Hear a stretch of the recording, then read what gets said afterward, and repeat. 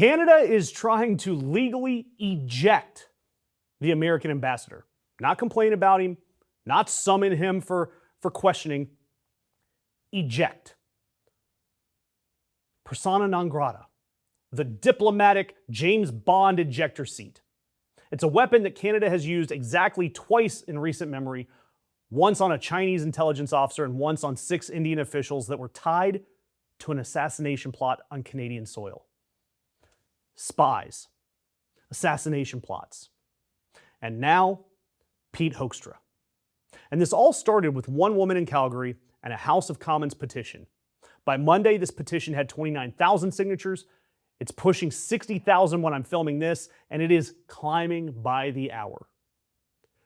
You have to work extremely hard to get Canada that motivated to reach for that ejection handle.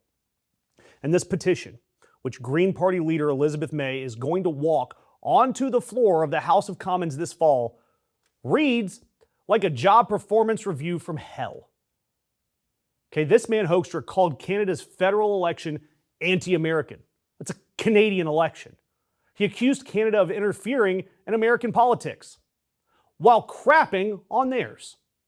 He's been linked to a Michigan voter app outfit used by Alberta separatists, and the State Department, our State Department, met with secessionists from Alberta 3 separate times, and yet Hoekstra says he knew nothing about. That's the ambassador. He knew nothing about State Department meetings in his own country assignment? Give me a break. But my favorite was when Trump kept threatening to annex Canada as the 51st state. Hoekstra went on the CBC and explained that Prime Minister Carney sees that as, quote, a term of endearment. Is Donald Trump using threats against Canada's sovereignty as a negotiating tactic? It is not a threat. How is it saying that Canada should become a state? He said we're not a real country before. I think, your prime minister, I forget what he said within the last week or something, and said, this is he didn't use exactly this word, but a term of endearment. He has said it's a wish, a desire, rather than necessarily a reality. You think it's a term of endearment, Ambassador Hoekstra? Yeah, President Trump doesn't invite people onto his team who he doesn't like, who he doesn't trust, who he doesn't respect. He wants a strong team. So your message to Canadians is they should see this 51st state talk as a term of endearment. They can see it however they want. Far be it from me to tell Canadians how they should view the president's comments. Now, he did actually go back and clarify that Carney didn't exactly use that word. Didn't exactly use the word. This jackass literally invented a compliment, put it in the other man's mouth on his own national broadcaster about the nut job in chief in the U.S. threatening to absorb Canada. And of course, Donald Trump hasn't slowed down his bull. Back in June, when Canada's economy dipped into a technical recession, Trump posted 51st state with a link to the article, openly celebrating a neighbor's bad quarter like a divorced guy liking his ex's flat tire post.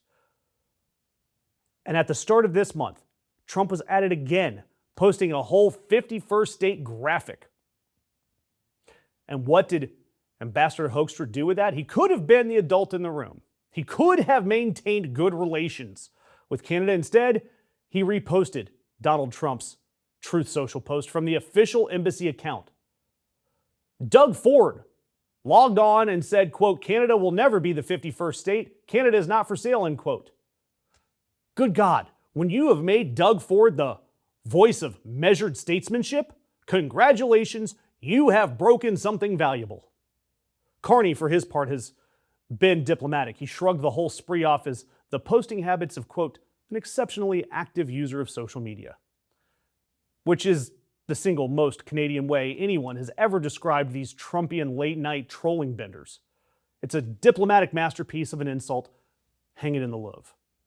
Oh, and by the way, when Trump threatened tariffs over wildfire smoke drifting across the border, smoke from fires, Hoekstra defended it as a call to action over smoke.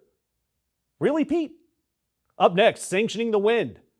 Then a trade investigation into geese. And frankly, if you've got a problem with Canada gooses, then you've got a problem with me And I suggest you let that one marinate. And look, I see all you guys in the comments, and I trust that you're going to fill them up again. I don't have to ask you any questions. I see it. Canada, you're doing just fine.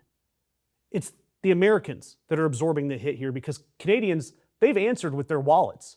Travel to the US cratered, American booze pulled off provincial shelves, and when Hoekstra was asked about all of that, his take was that Trump's team finds Canadians mean and nasty. U.S. President said in his interview with Fox News over the weekend that Canada is, quote, very nasty to deal with. How is Canada nasty, Ambassador?